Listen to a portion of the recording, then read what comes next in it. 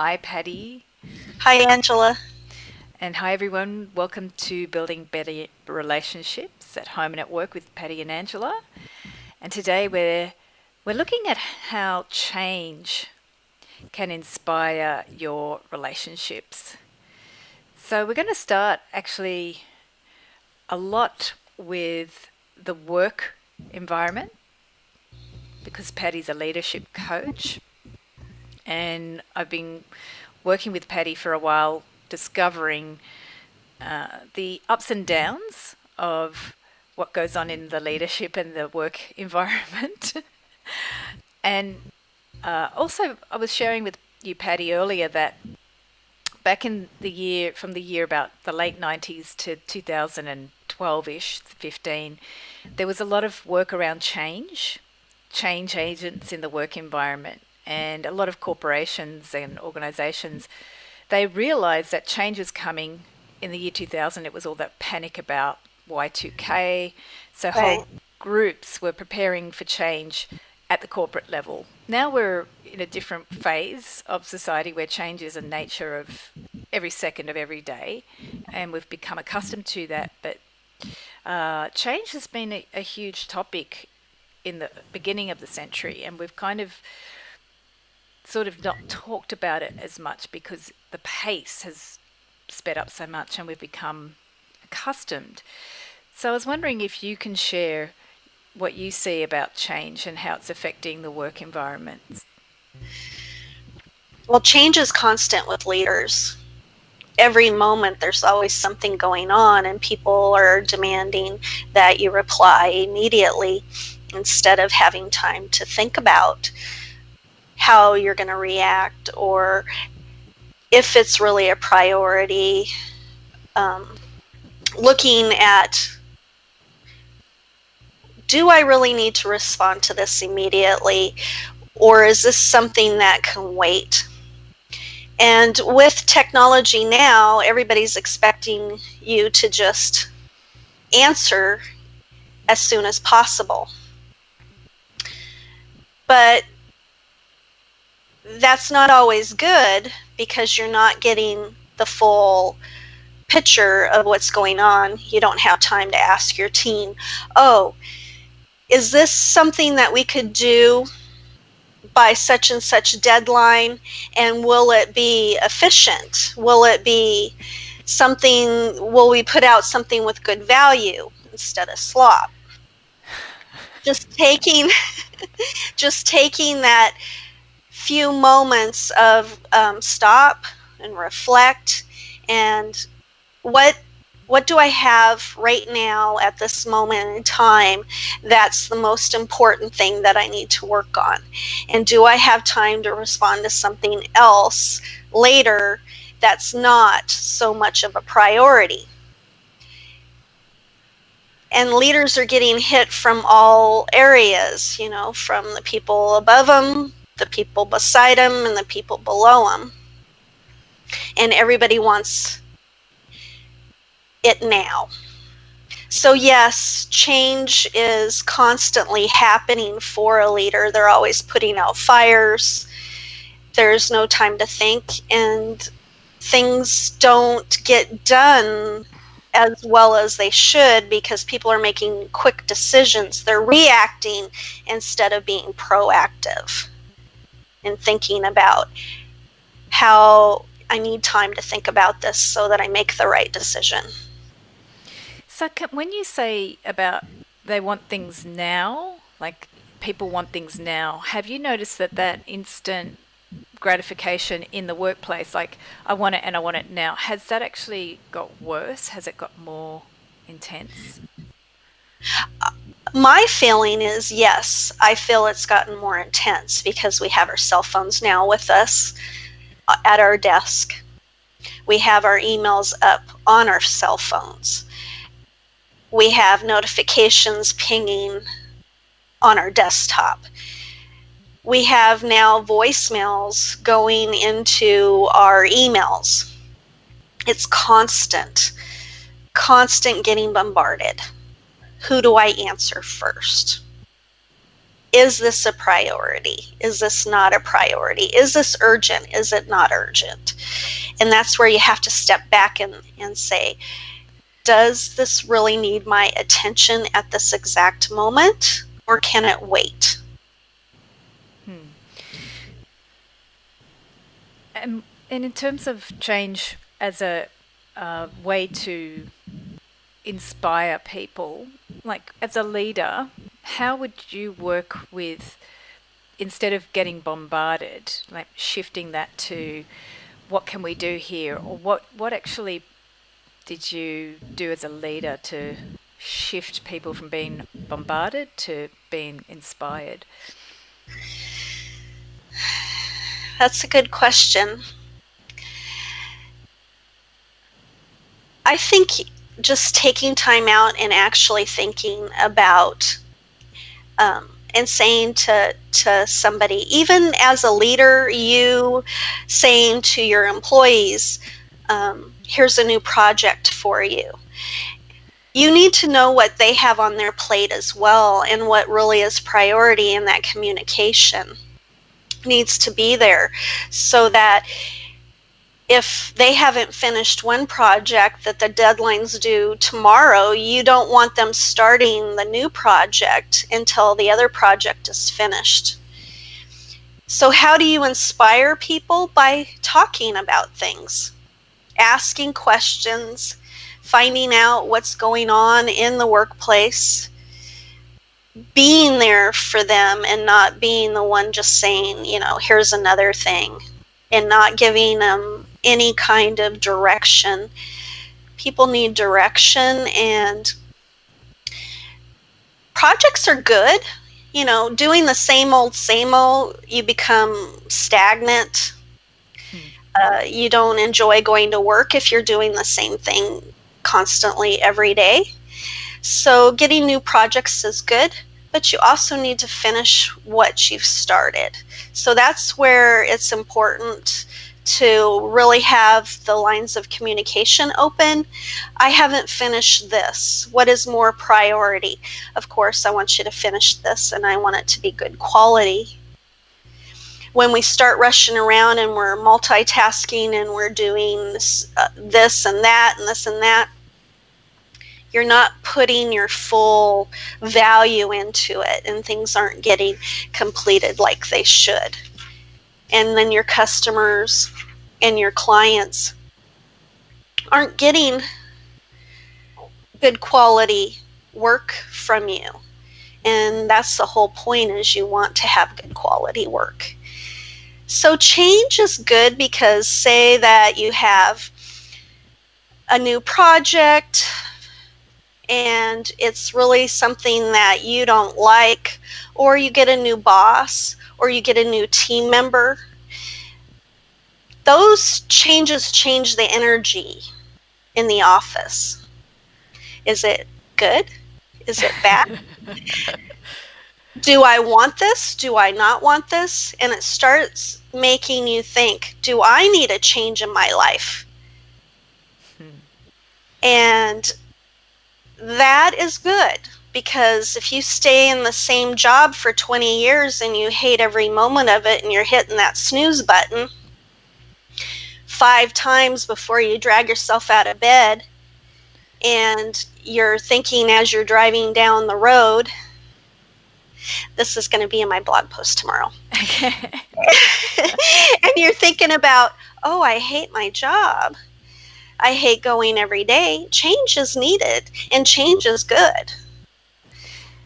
So what you're saying is that sometimes things that are coming in a really bad package actually are important to inspire change. So Yes. it may feel uncomfortable, but it can be very necessary for you to make a personal change in your life. One of the other things you mentioned to me that I found, because I'm not in a work environment, I work at home, but I'm not in a group work environment. It's about what you shared earlier was being in a group. Well, as a leader, you talk to your group about the feasibility of a project. Can we do this? How can we do this? So you measure it's like navigating change. So you use change Right. as a way to talk about the feasibility of getting stuff done, how to tackle things to get them done with the group. Can you Right. describe how that Because works to inspire people to work together? because people want everything now. Mm. Well, that's not really realistic. If a project's going to take you 2 months to do it, you need to be upfront and say it's going to take me 2 months, for it to be good quality, and not just pacify everybody. Pacify the first person that's in your face about something and say, "Oh yeah, I'll get it done in a month." Well, that's not realistic, and that's not being fair to anyone. And then you've got people working overtime, and then you got people stressed out, and all of those things. So being realistic about your time frames and all of that. And when you are realistic, you are inspiring because you're being honest and you're caring about the product and you're caring about your people and you're caring about your client and your customer. And you're not making promises that you can't live up to. And so, as a leader, would you also go to the group and say, well, originally this was a 2 month timeline. We've run into this snafu, obstacle, um, new new situation that was unplanned or something that you didn't plan for, and then renegotiate the feasibility of the project and getting things done, or how? Right. And also being honest with your client or your customer, Ah, saying, you okay. know, letting them know it's going to be a little bit longer. How many people actually do that? Right, communicate. That's Yeah, they make excuses, or they're not upfront and saying, you know what, it's not going to be 2 months, it's going to be 2.5 months. And this is the reason why, and I apologize. Um, and you also can hire more people. You can all come up with all different ways to solve the problem, but also you need to be realistic when you give deadline dates. Is it really doable? okay. And have you thought of all the contingencies and all the other Right. problems that could rise up, and how you've got to factor in time or people or options to solve those potential problems? Have you thought about all of that? You should always have some extra time in there, because what if something else comes up that is a fire that has to be done immediately? Hmm. And if you don't plan right and have a little bit of leeway, you're going to find yourself always right at the edge. Hmm. See, that's one thing I hear from a lot of workers, is that that's what they feel perhaps the most, um, I don't want to say abandoned, but disregarded, is that Hmm. their leaders, and that may not be their actual supervisor, it might be the organisation's expectations, or the the the outcomes, the sales outcomes of the organisation, or the expectations of the output, what the organisation demands. The workers feel like they're not communicated with, they're not engaged in the conversation, they're not consulted. It's just this Right. outcome that's desired, and you have to do that and eat it. And that's where I You're find, just going to get it done no matter yeah. what. Yeah, and I don't care how you do it, but you're going to get it done on this time. So that's not very inspiring to your team. But when you actually get feedback from them and them say, yes, this is doable at this point in time, because if I have all of these projects, I can get this one done at this time. And then you talk about, okay, what do you need? What tools do you need? What do you need to get the job done on time? So, what I'm hearing is that change inspires relationships because it forces us to collaborate Yeah. in a Talk to each way. other. Yeah. And in the beginning, when the change agents were people who were employed to manage the huge change in technology was brought on, they basically had to deal with a lot of emotional issues. Yes. But now I'm hearing that it's actually about navigating communication and a lot of communication issues people have where they might just operate by a certain expectation. The expectation is maybe assumed but poorly communicated to the workers or to the team. And then there's this lack of collaboration with the workers. So you just sort of feel powerless in that relationship. You just throw it on their desk and say, do it. Yeah. Yeah. So it's interesting for personal relationships because I'm going back to this. I kind of put things in perspective with the past because when change agents became a sort of fresh new word to deal with the whole transition of companies to basically becoming very technologically based as a way of managing communication, of managing people, we went from people managing people to communication through electronic medias, becoming the basis of most companies, if not of the majority of all corporations. What happened was that people focused on the concerns and the emotions about it. Now there's this assumption that that's just something you put up with. And in personal relationships, like love relationships, I've noticed the same thing. We've talked about this in our other podcasts about the phone and how it's become part of our bedroom or come into the living room. Two people can be on the phone, and there's a lack of actual visceral contact, and there's a distance also because people are maybe literally not communicating anymore face to face. They're not playing with each other physically, they're not playing games, they're not cooking together, they get takeout, they have that instant gratification type of relationship. But what you're sharing in the workplace too, with the expectations that you have to produce a certain output and you're not collaborated, your needs may not be cared about, and no one's talking to you about it. Also, that comes into the home environment because then you come home, you're tired, you're overworked or unconsulted at work about your needs, and you just sort of want to not have any more demands put on you when you come home. You just want to be like, I don't really want to give anything to anyone anymore because no one's really sought to look after my needs at work. So I've got nothing left to give. And we get into a lot of assumptions about how I should behave because at work there's been some assumptions made about your needs are not important, you just have to get through this. Then when we go home, we kind of fall into habits as well.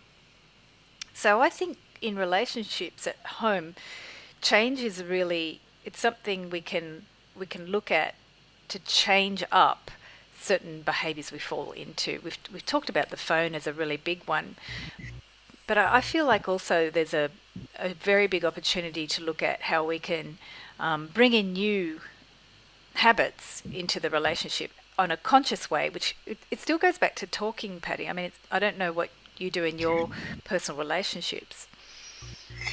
Yeah, talking's important because you can assume something and that's not always what's really going on. So if you don't talk to people or you're in avoidance and all of that we talked about last podcast, I think change changes energy. It makes things exciting. It's not the same old, same old.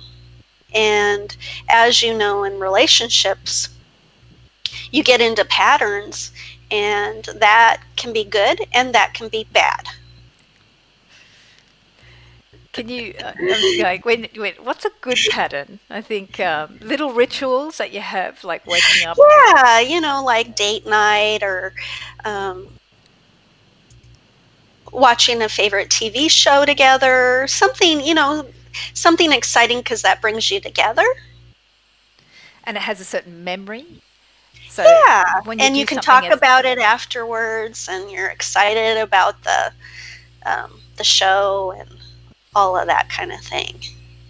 Yeah, and then there's also like family rituals that you might have, like yearly events that you do or birthdays, things like that that you celebrate. So those patterns build the the sense of connection and commonality and memories, shared memories, good memories. So it's interesting because when does the pattern then become? This is what I find interesting in love or spousal relationships. Sometimes a person, one partner can find those patterns really invigorating and have the good memories. And the other one's like, oh, I'm so over, I'm so bored, Yeah. not invigorated by it.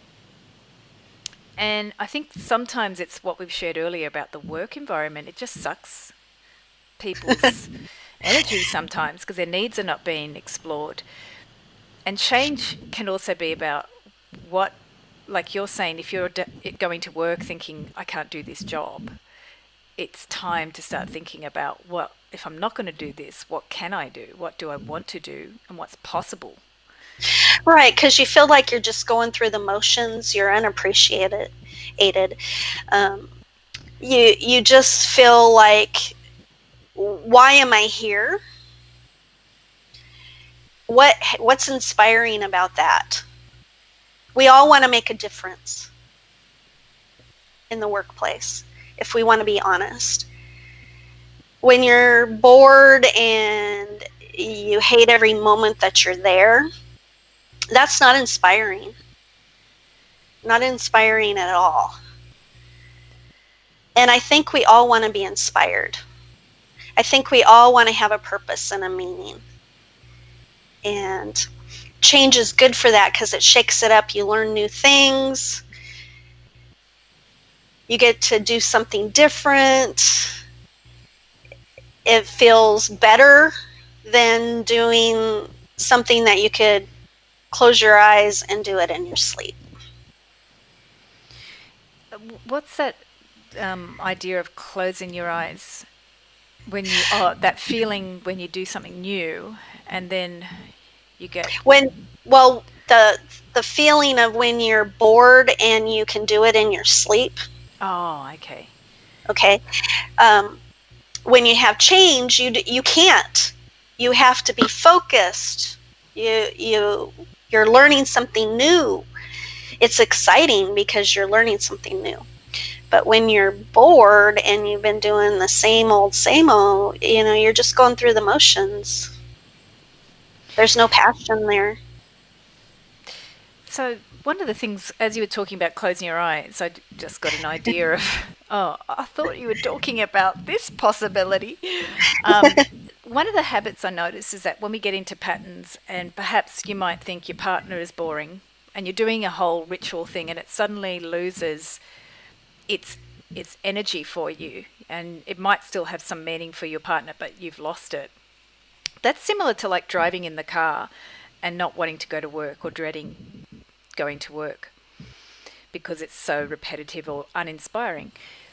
And in the relationship, the personal relationship, what I found is that that moment where you feel uninspired, that's the moment to ask why and to literally go, if you could do anything, what would it be for the relationship? And we lack a lot of new ideas. I find that we find it's a habit that we tend to, if you're bored by your partner or uninspired, we tend to sort of really get stuck in the fact that you feel boredom, where, rather than actually looking at boredom as a chance to sort of think about, well, what would I do if I could do something different? What other options are there?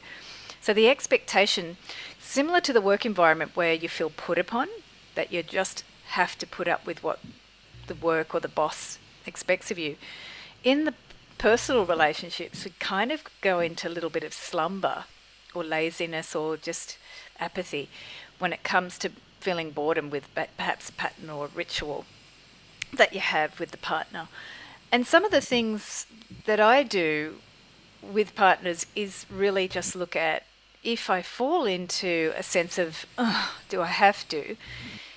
I have to ask why, because there's something underneath there, because it's not my work environment, it's my personal relationship.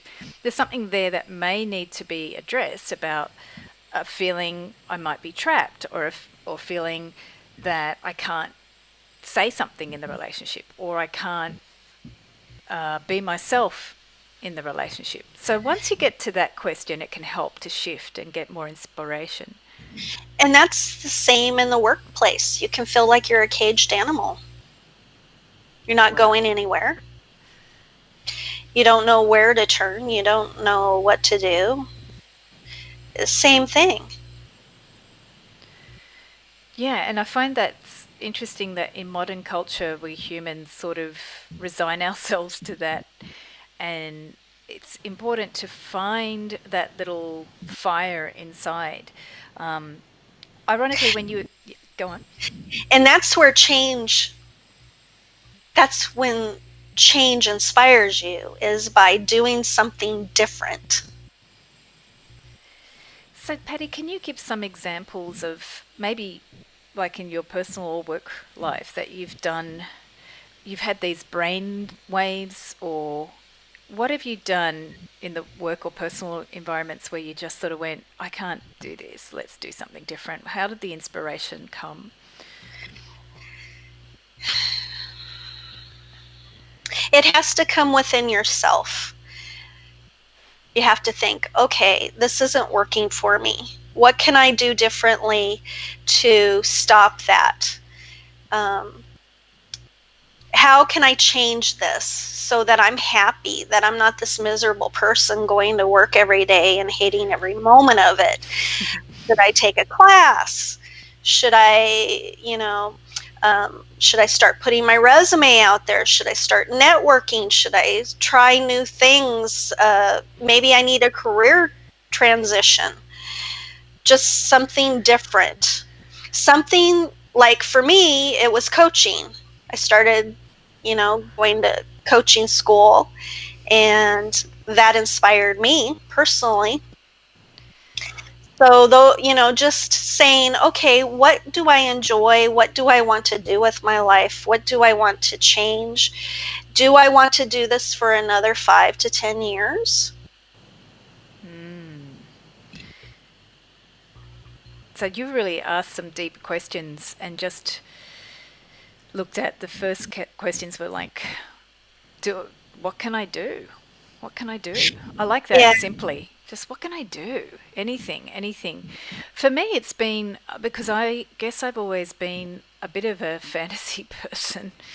So from very young, I read Enid Blyton, a lot of Enid Blyton. If any of you don't know who Enid Blyton is, go back and read it. It's very British, I haven't read oh, it. the Magic Faraway Tree. I think I lived there for most of my childhood, or the first part of it. So for me, it's about I like a simple question, like what can I do? First, I need to know why. If I'm feeling trapped or whatever I'm feeling, I need to know why am I feeling this way? What am I feeling? And if I want to go down the rabbit hole a bit, not too far, why am I feeling that way? And then what can I do? Something simple. And for Yeah. me, I get inspiration just from those questions, asking that, and just allowing my imagination to go randomly anywhere, which not a lot of us do because of that, what we described earlier about the bing, bing, bing notifications, demands from this communication, expectations at work, and assumptions. You can't do anything about that. And what I've noticed is daydreaming, just allowing my brain to drift, and I get these ideas. And people now don't have that luxury anymore. They're under so much stress. They're not taking time out to go for a walk, get away from the desk, just chilling.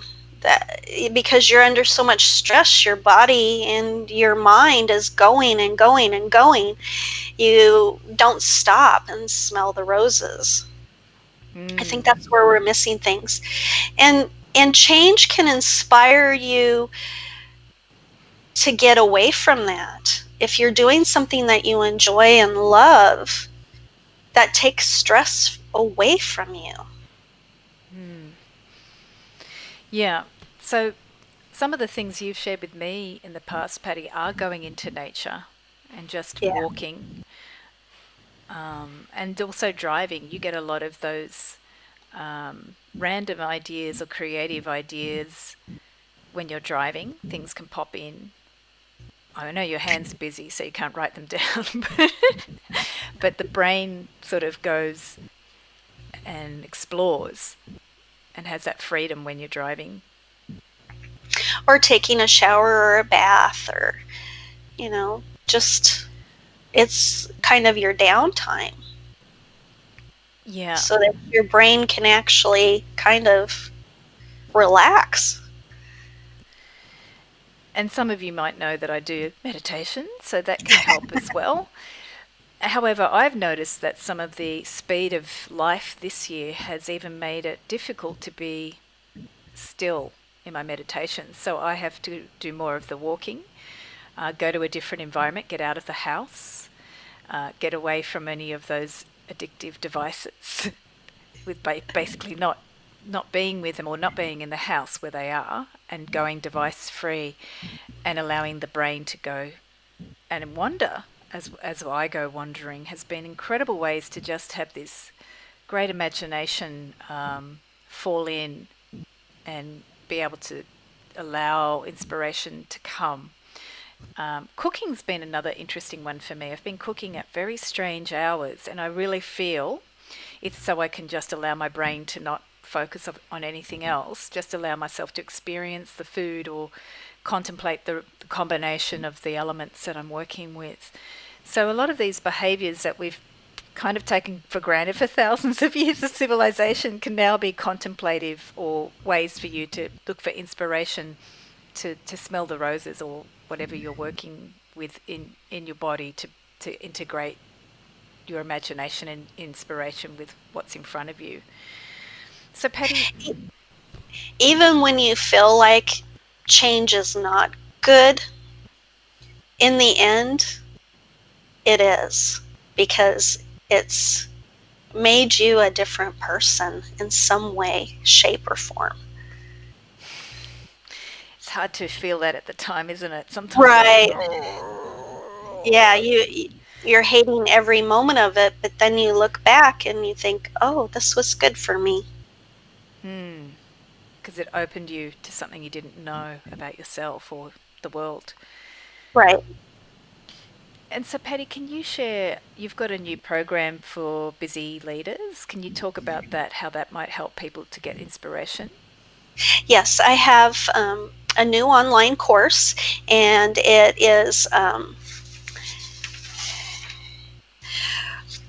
it's called Work-Life Balance Hacks for the Busy Leaders. There's 7 hacks, quick and easy, and you create your own work-life balance plan that is personally for you. And you, And as time goes on, you can reuse the program over and over again, because your life is going to change and your priorities are going to change and all of those things. yeah, you designed it like I like it. It's for busy leaders, so it's really concise, Yeah. compact, and quick and to the point. Because Patty's got a Yes. lot of experience with people that don't have time to waste, unlike me with my Enid Blyton escapades, where I'm cooking at 2 in the morning and I don't know why. Yes, so if you want to know more also about some of the work I do with the energy body and also love and relationships, I'm doing Facebook Lives on my page, and that's in the description for the video as well. So come along and explore on Sundays, 9:30 Eastern times. What are those explorations of Angela's love and relationship escapades, especially if you've got relationship situations in personal relationships where you're finding you need some deeper connection to where you might direct it in alignment with what brings you more joy and also more awareness of who you are, not who you think you should be. So that's our podcast for today, Patty. Do you have any other final thoughts for anyone listening about inspiration? Because I know you're coaching for inspiration, so I wanted to get that podcast finished with some ideas on what what that is for you. Well, I did write a blog post article on change back in 2014, I think. So we're going to put that in the show notes, and it talks about change is like a butterfly and how change can be inspirational to you if you want it to be. And your logo is the butterfly as well. So Yes. Yeah. I have a question for you, Angela. So, for you being a love and relationship coach, how do you think change inspires relationships? um, there's so many aspects, but I'm going to focus on one because sometimes for me it's this one very simple principle that when you love someone, it doesn't mean that that love is finite, it's infinite. And that's a very, infinity is a very difficult experience to understand for a human being, especially in an instant gratification culture like we live in now. But it's been difficult before now as well. So change actually opens you to seeing that you actually don't know the person that you're in relationship with fully. You don't know yourself. Change is always showing you, if you work with it, even when it's uncomfortable, and especially when you don't like it, change is showing you that love is going to put you on a journey to deeper knowledge of yourself or the other person and what is the connection between you, which can be annoying, but it can show you that there's more to yourself than you are aware of. So change is always teaching you that there's more and more and more of yourself, not just to share, but to understand about yourself. So it can be very challenging. And I think change, it goes into all the other areas, is like when we lose people or when we lose a relationship or when we remember something painful and we have to change our perspective on it. Change is showing you that love is going to always keep you evolving and growing and discovering more. And we kind of want to shut things down sometimes because that's too much.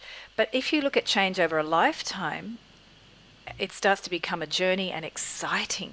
And change can inspire when you look at it over bigger periods of time. And I share that a bit in my work. Look at life more in bigger chunks of time. It becomes a lot easier to look at the smaller pieces that are annoying. Well, thank you, Angela, for sharing that. Thank you, Patty. And thank you for everyone who's watching and listening.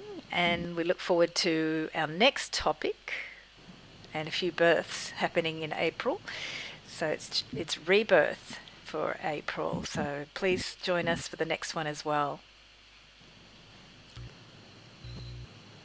Thank you, Patty. Thank you, Angela.